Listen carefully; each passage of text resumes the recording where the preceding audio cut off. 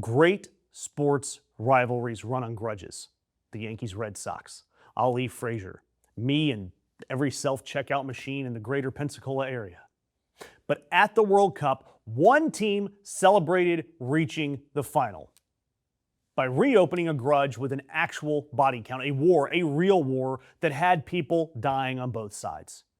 And yes, Argentina beat England in the semifinal in Atlanta. And before the confetti hit the grass, we saw a banner reading, "The Malvinas are Argentine," held up on the field. The Malvinas, the Falkland Islands, the British territory that Argentina invaded in 1982, a war that killed 649 Argentine soldiers and 255 British soldiers. And by the way, FIFA has banned political banners. And Argentina got fined for this exact same banner in 2014, and they did it again anyway.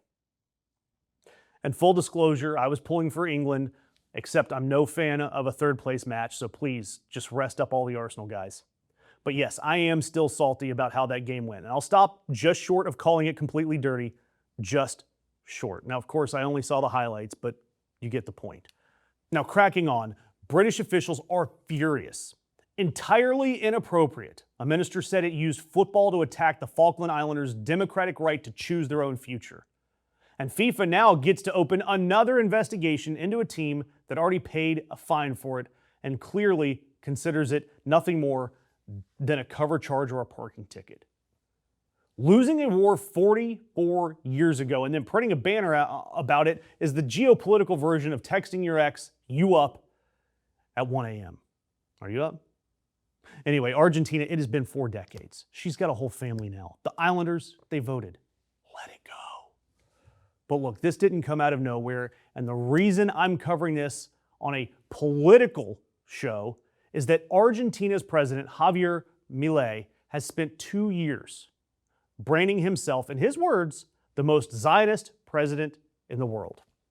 He signed the Isaac Accords with Netanyahu, a copy-paste of Trump's Abraham Accords right down to the naming convention.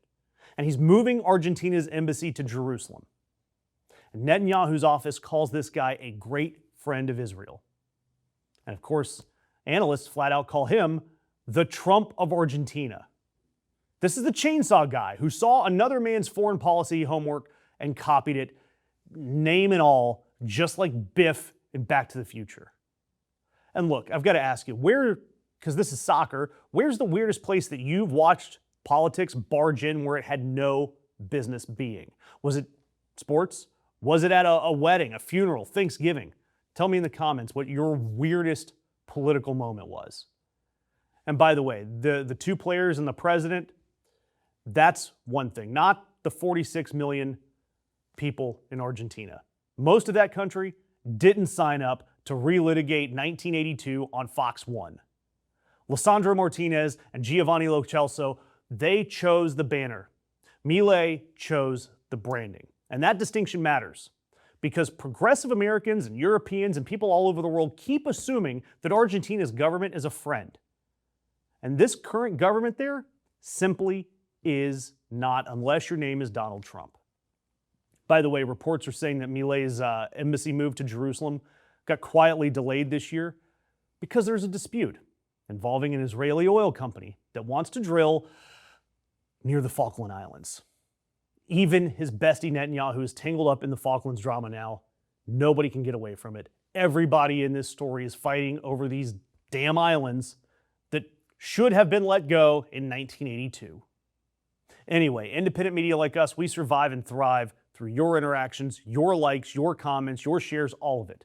So do me a favor, take a second, leave a comment, hit that like button for us, and do the same for any outlet still digging past the highlight reels.